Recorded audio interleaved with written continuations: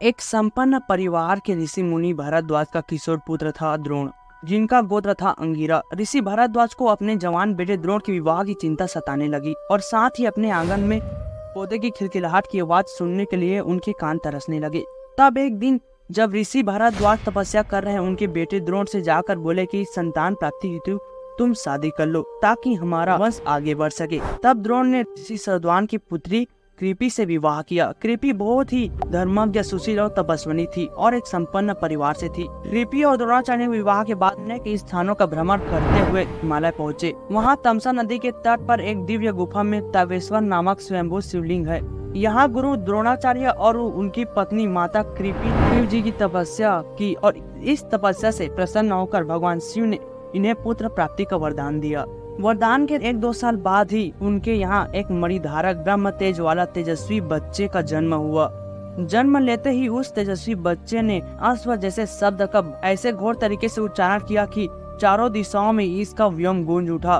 तब आकाशवाणी हुई और उस मणिधारक बच्चे का नाम पड़ा अश्वत्थामा। अश्वत्थामा के जन्म लेते ही द्रोण और कृपि की जिंदगी में संकट का पहाड़ टूटने लगा। द्रोण की आर्थिक स्थिति इतनी गिर गई कि घर में अन्न का एक दाना नहीं बचा। वे एक एक अन्न के लिए तरसने लगे। फिर द्रोण ने अपनी इन विपन्नता को दूर करने के लिए परशुराम से विद्या प्राप्त करने के लिए वे उनके आश्रम गए। जब द्रोण आश्रम से लौटे तो घर में एक गाय न थी। अन्य ऋषि कुमारों को दूध पीते देखकर बाल अश्वत्थामा दूध हेतु रोता था। एक दिन द्रोण ने देखा कि ऋषि कुमार चावल के आटे का घोल बनाकर अश्वत्थामा को पिला चुके हैं। अब बहुत बालक यह तक समझ नहीं पाया कि यह दूध नहीं आटे का घोल है और मैंने दूध पी लिया, यह कहते हुए आनंदित हो उठा। पिता ने जब बालक अश्वत्थामा की यह अवस्था देखी तो उन्होंने खुद को इसका दोषी माना और वो उसके लिए गाय की व्यवस्था हेतु स्थान स्थान पर घूमकर धर्म युक्त दान के लिए भटकने लगे, लेकिन उन्हें कोई भी गाय दान में नहीं मिली। अंत में उन्होंने सोचा कि क्यों न अपने बचपन के मित्र राजा द्रुपद के पास जाया जाए।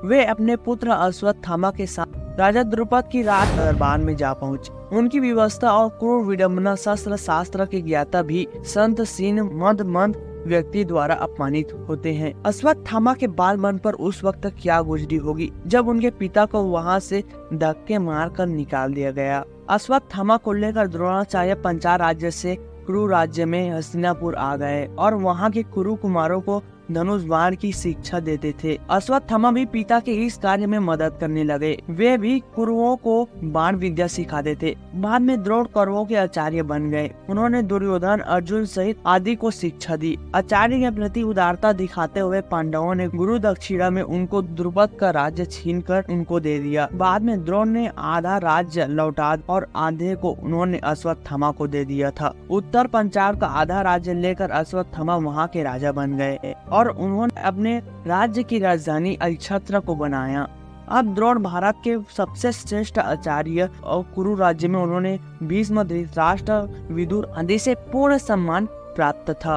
अभाव के दिन अब उनके खत्म हो गए थे। अश्वत्थामा द्रोणाचार्य से उन्होंने धनुर्वेद का ज्ञान प्राप्त किया था। आग्नेय, वरुण अस्त्र, वायु अस्त्र, ब्रह्मास्त्र, नारायण अस्त्र आदि अस्त्रों को उन्होंने सिद्ध कर लिया था।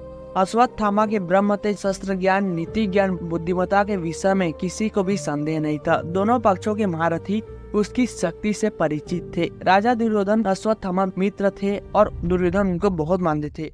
महाभारत के युद्ध के समय द्रोण ने हस्तिनापुर राज्य के प्रति निष्ठा होने के कारण कौरवों का साथ देना उचित समझा। पिता पुत्र की जोड़ी ने महाभारत के युद्ध के दौरान पांडवों की सेना को छिन्न भिन्न कर दिया था। पांडव सेना को हतोत्साहित देख श्री कृष्ण ने द्रोणाचार्य का वध करने के लिए युधिष्ठिर से कूटनीति का सहारा लेने को कहा। इस योजना के तहत युद्ध भूमि में यह बात फैला दी गई कि अश्वत्थामा मारा गया है। जब द्रोणाचार्य ने धर्मराज युधिष्ठिर से अश्वत्थामा की मृत्यु की सत्यता जाननी चाहिए तो युधिष्ठिर ने जवाब दिया कि अश्वत्थामा हतो नरो व कुंजरो व अश्वत्थामा मारा गया है, लेकिन मुझे पता नहीं कि वह नर था या हाथी। यह सुन गुरु द्रोण पुत्र मोह में शस्त्र त्याग कर किंग कर्तव्यम विमूढ़ युद्ध भूमि में बैठ गए और उसी अवसर का लाभ उठाकर पंचाल नरेश द्रुपद के पुत्र धृष्टद्युम्न ने उनका वध कर दिया। पिता की मृत्यु ने अश्वत्थामा को विचलित कर दिया। महाभारत युद्ध के पश्चात जब अश्वत्थामा ने पिता की मृत्यु का प्रतिशोध लेने के लिए पांडवों पुत्रों का वध कर दिया